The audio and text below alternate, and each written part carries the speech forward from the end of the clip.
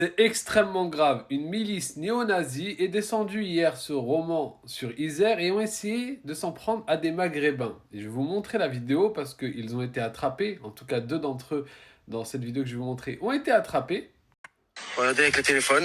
On m'a pisté. Les yeux de ma mère, ils sont là, les frères. Arrête de me dire, on veut juste rentrer. Hein. Bah là, clairement. Arrête, on rentre. Mais vous venez de faire quoi ici? Vous êtes venu faire quoi ici? Vous êtes venu frapper du bougnoul, c'est ça? T'as vu, on a rien sur nous. Mais pourquoi il y a marqué rendez-vous là? Mais on rejoint nos potes, gros. Mais arrête de me dire rejoins notre pote là. Tapez pas de bougnoul. Cachez-vous. Wallah. Hors de grands lardons. Cache les yeux de ma mère. Carte d'identité, Franco, t'as Wallah, regardez les mon prénom. Tapez. Mon prénom. Bon, ça va. Touchez pas bon sang, tapez pas de bougnoul. Cachez-vous hors de grands lardons. Putain. Regardez, Wallah les frères, regardez. Touchez pas bon sang, tapez pas de bougnoul. Cachez-vous hors de gros lardons. Regardez-moi ça là, je vais virer là de sa mère là. Regarde-moi.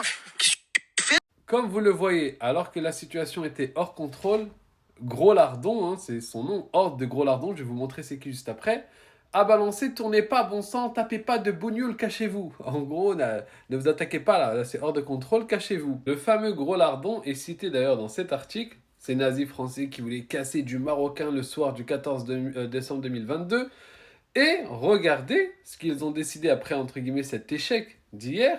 Regardez. Il faut s'en prendre à leur mère, à leur grand-père, à leur grand-mère et leur tendre des embuscades préparées. Pas partir au front comme des 1-1-1. C'est leur point faible. C'est ça qui rébute beaucoup de gens. Regardez, hein. Donc voilà, expédition à Romans-sur-Isère. Faut que ce soit organisé comme un commando et que ça fasse des dégâts. Et ça, faut vraiment être déter et entraîné. Blablabla, blablabla.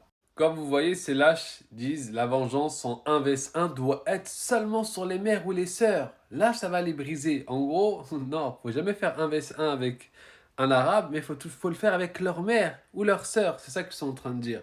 Bref, en tout cas, vous voyez comment c'est grave. Les répercussions de constamment dans les médias stigmatiser les arabes, les musulmans, bah ça provoque chez des jeunes imbéciles ce genre de comportement.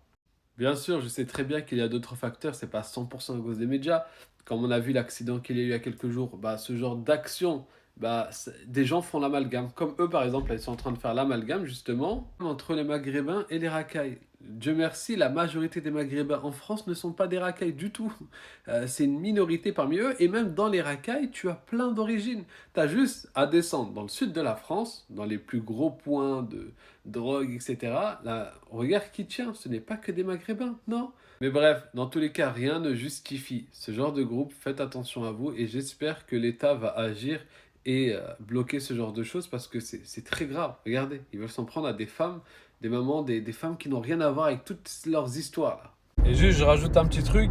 Vraiment, faut vite que ce genre de truc soit bloqué. Parce qu'en fait, c'est très simple. Si ces choses ne sont pas bloquées maintenant, qu'est-ce qui va se passer? Il va se passer le pire des scénarios. Ça veut dire que des gens vont être injustes, comme eux, ce qu'ils prévoient là, dans leur télégramme, là, ce qu'ils disent là, s'en prendre aux femmes et tout. Il y aura une réponse. Mais la réponse, elle sera très, très grave. Puis après, ça va vouloir répondre à la réponse. Et en fait, ça ne va jamais terminer. Et on va partir dans des problèmes civils très graves. Donc, j'espère que l'État fera son travail et pourra agir très rapidement vers ces groupes-là. Là.